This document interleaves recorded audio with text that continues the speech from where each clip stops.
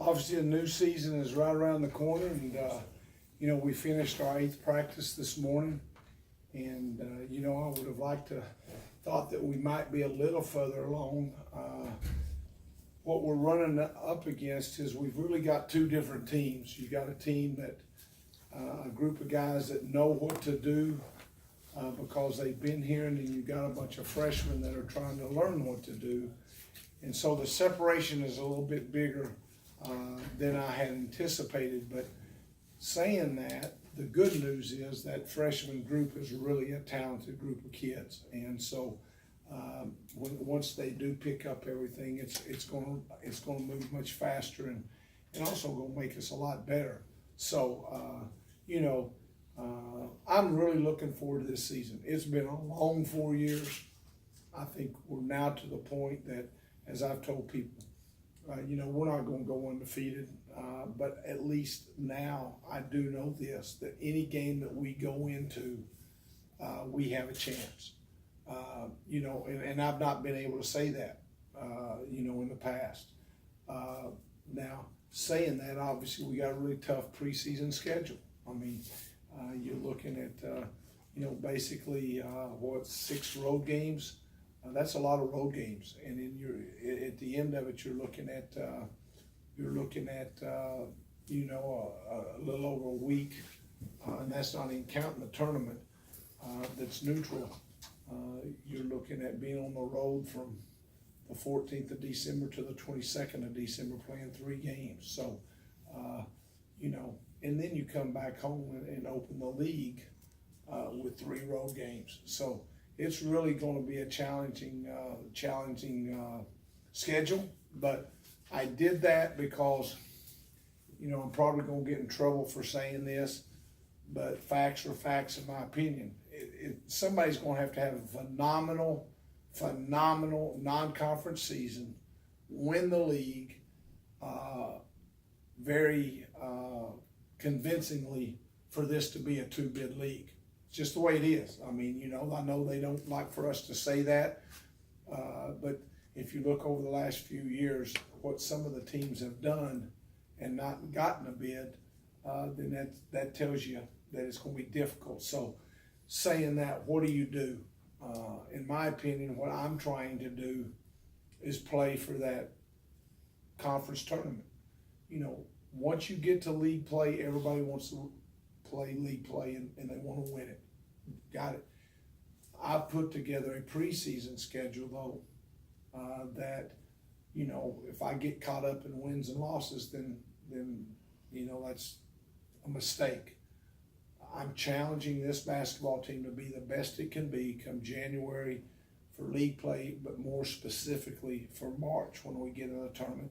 A lot like last year, and I thought we was playing the best basketball we played all year the last couple of weeks of the season. I'd like to be doing that again this year because I think with this team, we'd be good enough to win the tournament. So that's where we're at. So questions? Are y'all still riding the momentum from the end of last season? Well, I don't, probably. Yeah, probably. I think there's probably more people talking about it this time of year. Not to, but like yesterday, I was visiting with Deanna Favre, and she even said, "Man, I'm kind of excited for your basketball season." So, it's good to know that maybe some people are talking about it, and so. You look at the scheduling now with the way the last games of the season are set up because of the new rule, trying to get more teams, as you'd say, in the NCAA. Maybe that'll help somewhat. Is it your opinion you think that's going to help? Or do you think that's kind of a Band-Aid situation? What I think that was set up for was not necessarily to get multiple teams in the tournament. It was set up to try to help the team that got it, that gets in the tournament, to help their seeding. And we'll see if that helps, but the only way you look back to the year before I got here, you're not going to have a better season than what Southern Miss had, Louisiana Tech had, UTEP had, you're just not gonna have a better season than that. And none of those teams even was on the board to get in the tournament. Last year, you're not gonna have a better season after going and winning a game or two in the NCAA. Middle Tennessee won the year before in the tournament. They win our league, and we beat them, and they're not even considered. I mean, what were they, a 4th seed or 5th seed in the NIT or something? So it is what it is. You know, in my opinion, it's the rules of the game of getting in the tournament have changed to benefit the Power Fives. I don't blame them. I mean, if you got the stroke, benefit yourself. You know, but that's the game that we're in. And so, you know, to sit there and know that Loyola Marymount and Gonzaga last year supposedly would not have gotten in the tournament if they did not win their conference tournament. You got one team that makes the Elite Eight, and you got another team that makes the Final Four. It's just it's stacked against you. How silly is it to look down your schedule and you got TBAs for the last month? You know, I mean, I mean, again, I think it's going to be very difficult. I think fans are creatures of habit. I think they plan, you know, especially if they're huge basketball fans. And, but, you know, that's the decision that we've made. And so let's see what happens. What have you told your team, and how do you prepare for that? I ain't told them nothing. You're either going to be playing at home or on the road, so, you know, still conference games. When that came to a vote, were you vocal in this opinion that you didn't like it, or? Was I vocal? Well, I guess I better just say no comment. I've already got in trouble for commenting on this stuff. So I think it's the greatest thing a league could ever do. Coach, with Great decision. with more physical bodies now to work with, has it changed your approach to practice, accountability, the way you push these guys? You know what? That's a great question, because I have been asked a lot of questions the last 4 years. And as you guys know, and ladies, I've really not ever used anything as an excuse for anything. And as an outsider looking in, you know, everybody wanted to talk about, wow, you had 7 scholarships, you had 8 scholarships, you had 9. To me, that wasn't the biggest issue.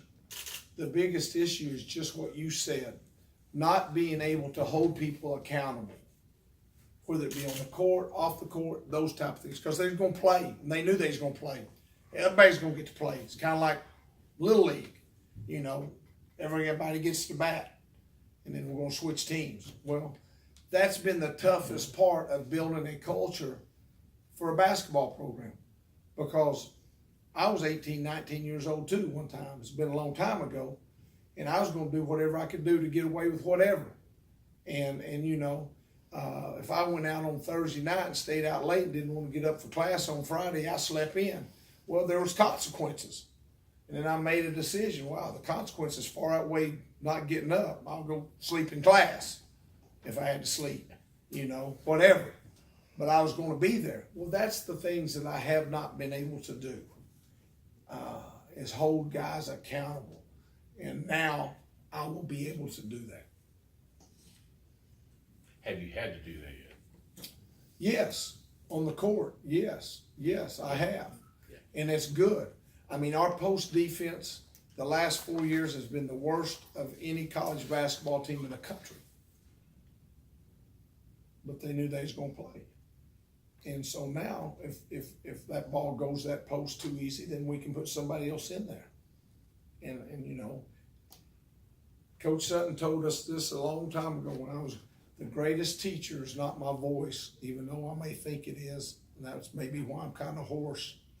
The greatest teacher is them sitting on the bench. If they don't have the fear of that bench and having to sit there, I can yell loud as I want to, and it ain't gonna work. Talk about a little bit about that post. You got some options there. Yeah. You got some different body types you can put in there. You're right. It's the best we've had. Yeah. And, you know, we've got, right now, you've got 3 guys probably that are further along mentally in what we're trying to do. But then the other 3 guys are so much better athletically and active and got a chance to be really good. And so it's a good combination. Who's those front runner, or the more attuned? Well, it's the guys that have been in the program. Okay. And the guys that are new to the program, be, you know, Crunchy and Tyler. I mean, they're the most athletic. They're the most athletic guys since I've been here. We may even be able to set up a lob play that we can at least try to lob it to. We've never even been able to do that. So the chances of you know, we've said it before, but you having 3 dandy dozens now on this team from the state and the job that, you know, Coach Spoon has done. Can you just go over that when it comes to this basketball season excitement that's being built? Again, I don't think the freshman group is as talented as any guys I've had. My ideal deal, and I believe this, you know, you guys probably think I'm not going to use the word that I like to use because whatever, but I really believe this 100%. And after spending the weekend recruiting, I believe it. Can you believe something more than 100%? Try. Okay. So I believe it more than 100%. That we could have 13 scholarships with kids from Mississippi and Mississippi Junior College and win this league. I believe that. And so my dream would to have every player be from Mississippi or a junior college from Mississippi. And if we could get the ones that we wanted, I think we could win the league with them. How many can y'all sign in this class, Coach? 6. It's a lot. It's almost half a team. Wow. Especially after the last couple of years. Yeah, You gotta use an extra hand. yeah. How long was it? It was only 2. There was a while there it was just only 2. One year 3 there years? was- Yeah, well, I don't even know. I don't know. It's been, I don't know. The kids coming back, the guys that have been here, what are the expectations there, just as far as them having, are you expecting more leadership out of them, more, Well, this is the example? If we're gonna be any good, we have to get it. I think we got the best guards in the league. And now, it's their job to go prove that they are.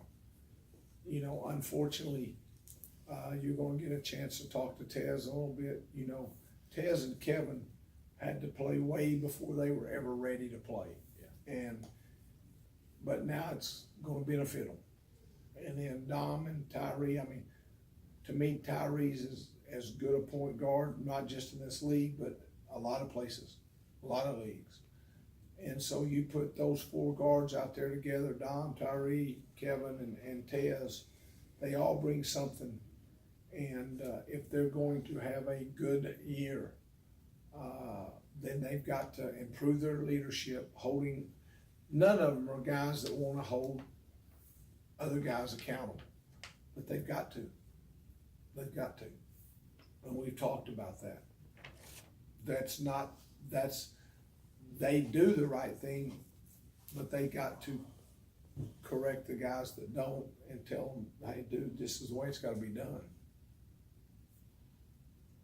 You guys good in terms of health? Yeah, we've only had one guy miss, 1.5 days basically. Dom got hit in the thigh, but other than that, yeah, we're healthy. Anything else? Anything else? Thank y'all for coming. Thanks, Coach. Thanks, Thanks, Coach. Coach. Appreciate you. Look